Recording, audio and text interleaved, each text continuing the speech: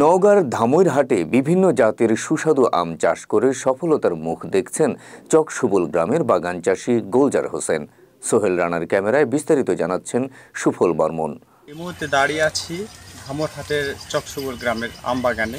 এখানে বিভিন্ন ধরনের সুস্বাদু আম রয়েছে, নাগফজলি থেকে শুরু করে গোপালভোগ, কাটিমন, বাড়িফোর এবং আমরুপালি।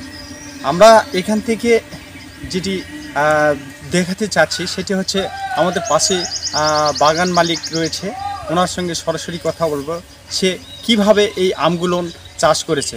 আমার এখানে আম রয়েছে বাড়িফোর এবং রূপালি এবং কাটিমন এবং আমরুপালি ছিল, আর লাখফজলিও আছে এবং আরও অন্য খুব স্বাদেয় আম আছে।